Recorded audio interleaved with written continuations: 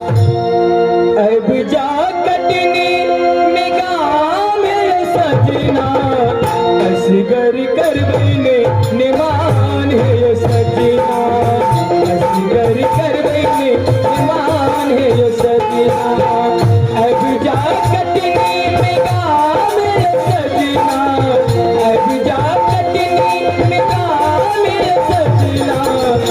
असगर कर बने निमान है सजना असगर कर बने निमान है सजना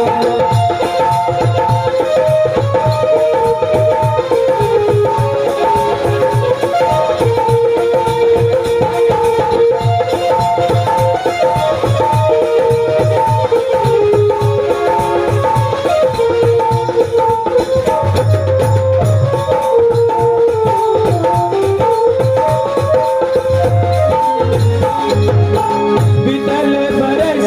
पर देश जग लिए मुसल से न चिट्ठियों न दिए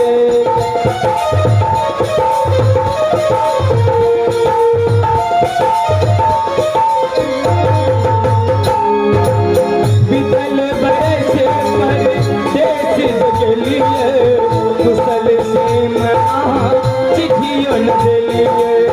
हमीरा जब बुझलो पिरान सजना हमीरा जब बुझलो पिरान सजना असगर कर बने निमान है सजना असगर कर बने निमान है सजना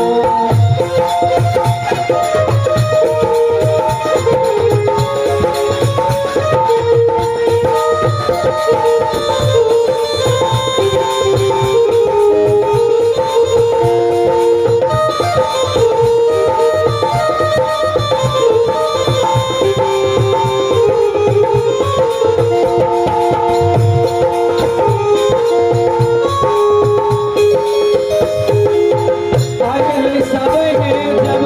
भादव आयल चौथी चांद से संग आयल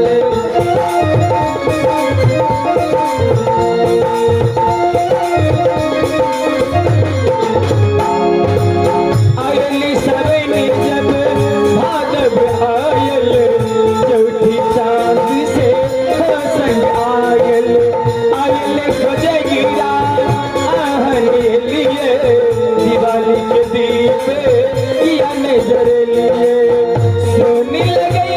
दलान सजना सोने लगे दलान सजना असगर कर बने निमान है सजना असगर कर बने निमान है सजना असगर कर बने निमान है सजना असगर कर